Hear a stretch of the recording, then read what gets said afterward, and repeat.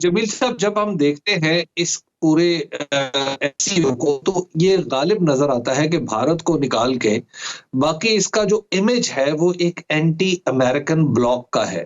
जिसके इशारे न सिर्फ वो इंडिया करता है, इसके इशारे हमें मिलते हैं अमेरिका की तरफ से भी।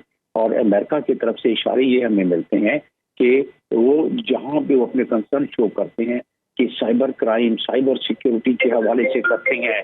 उसके अलावा वो बाकी जो एससीओ की इस वक्त इन्फ्लुएंस बढ़ रहा है एशिया में, तो उसको एशिया में अपना इन्फ्लुएंस को खत्म नहीं करना चाहता वेस्ट। और क्योंकि ये भी दुनिया ग्लोबल वेस्ट से ग्लोबल ईस्ट की तरफ ट्रांजिट कर रही है, तो इसमें ये थोड़ी बहुत चपकलिश रहेगी और थोड़ा बहुत ये कंपटीशन रहेगा। और इसीलिए अमेरिका का जो नंबर वन इस वक्त फॉरेन पॉलिसी का कलीदी नुक्ता है वो चाइना कंटेनमेंट है। तो उस लिहाज से अगर देखा जाए तो वेस्ट जो है ये कोशिश करता रहेगा ये, और उसमें जो वेस्ट की जियो पॉलिटिकल इन्फ्लुएंस है वो आहिस्ता आहिस्ता उसको छोड़ने में रजामंद होए जब वो देखे कि मजबूरी है और उसका कोई तरीका कार नहीं है तब।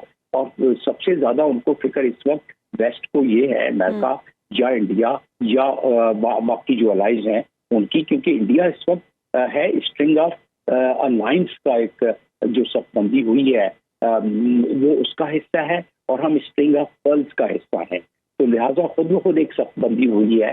तो हमारे डाइवर्जिंग व्यूज हैं, डाइवर्जिंग हमारे नुकात हैं, और साथ साथ हमारे कन्वर्जिंग जो नुकात हैं वो सेपरेट की तरफ है। इंडिया भी इस वक्त उसकी तकरीबन 135 बिलियन के करीब की ट्रेड है चाइना के साथ। तो वो साफ छुपते भी नहीं, सामने आते भी नहीं, उनका अपना मफाद भी है। तो उसके लिहाज से वो दोनों तरफ अभी चल रहे हैं। लेकिन अगर कोई बहुत ज्यादा गुजंद पहुंचा इंडिया के होने से, तो फिर ये मेंबर कंट्रीज उसको बैठ के जाहिर है उनको गौर करना पड़ेगा। दहशतगर्दी में हमारी मदद अब तक वेस्ट से हुई है। जिन दोस्तों की हम बात कर रहे हैं, चाइना की या रूस की, तो इन्होंने हमारे साथ मिलके ना कोई जंग लड़ी है दहशतगर्दी के खिलाफ, ना हमारी कोई मदद की है, बल्कि उल्टा चाइना की तरफ से तो बाज़ औक़ात खुले लफ्ज़ों में ही हम पे इल्ज़ाम ही लगा दिया जाता है, और वो है कि आप हिफ़ाज़त नहीं कर पाते, आप इनका यानी इसरार की सूरत में ये कहा जाता है कि आप ये भी करें, आप ये भी करें, आप ये भी करें, अब दहशतगर्दी के हवाले से। तो हमारी मदद तो इस ग्रुप की तरफ से कभी सिग्निफिकेंटली नहीं हुई। तनाजुर चेंज हो गया है। जब वॉर ऑन टेरर हो रहा था तो दूसरा तनाजुर था, अमेरिका का इंटरेस्ट था। और जहां अमेरिका का इंटरेस्ट था तो जाहिर है वो चाइना और रशिया के इंटरेस्ट के खिलाफ काम कर रहे थे। तो लिहाजा पाकिस्तान जब उनका साथ दे रहा था वॉर ऑन टेरर में, तो वो उनका साथ देना चाइना का या रशिया का जरा उनके लिए मुश्किल था।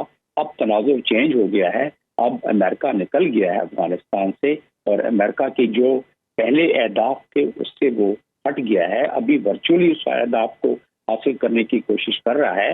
उसमें जो मुल्क जितना हिस्सा डाल दे, पाकिस्तान देखें कि उससे कितना इज्तनाब कर सकता है। लेकिन अब उम्मीद हो गई है चाइना को, ईरान को और रशिया को भी कि अब हम जो ये ट्राईलैटरल या क्वाड्रिलैटरल जो प्लेटफॉर्म्स बने भी हैं अफगानिस्तान से एंगेज करने के लिए, उसमें कितना फाल हो सकते हैं। चाइना तो बहुत फाल है, रशिया तो बहुत फाल है, इंडिया भी बहुत फाल है।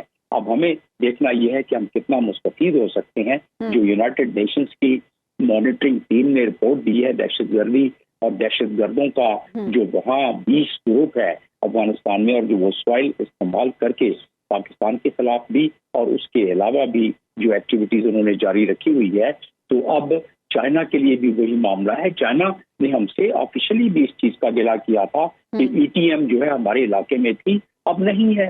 वो बात पुरानी हो गई, क्योंकि ईटीएम ये वही मुजाहिदीन थे जिनको हमने तैयार किया था।